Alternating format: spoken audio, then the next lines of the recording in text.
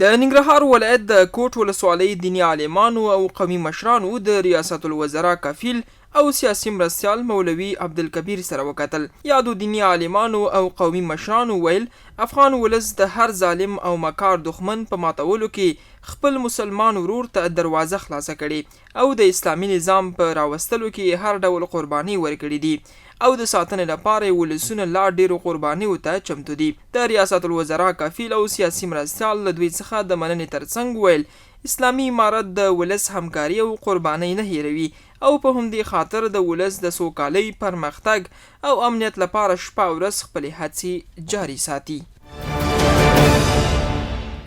ننګرهار کې تیرو جګړو پر مهال ویجاړ شوي د مالدارۍ فارمونه بیا رغول کیږي. د دغه ولایت د کانال ریاست مسؤلین وایي چې د دغو فارمونو په جوړېدو سره به د بهرنیو بې کیفیته لبنیاتو مخه ونیول شي او لسګونه کسانو ته به د کار زمینه پکې برابره شي. ننګرهار کې د تخنیکي او مسلکي زده کړو اداره په نړیوال معیار برابر برېښنایي موټر جوړوي. دغه څرګندونې د ننګرهار ولایت د تخنیکي او مسلکي زده کړو امریت مسؤلینو او استادانو د ولایت مرستیال سره د کتنې پر مهال کړي دي.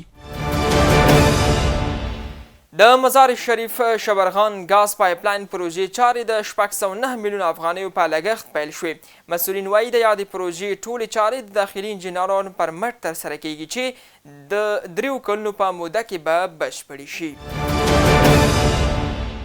او د امریکا لاس انجلس هوایي ډګر ته څیرمه د یوې جیټ الوتکې د لوېدو په پیښه کې 6 کسان مړه شوي دي. د بهرنیو رسنیو راپورونو له مخې د سیسنا سی 550 سوداګریزه جیټ الوتکه چې له لاس ویګاس څخه روانه وه د لاس انجلس د فرانسویل هوایي ډګر ته نږدې نسکوره شوې ده او پکې د پیلوټ په ګډون 6 تنه وژل شوي دي.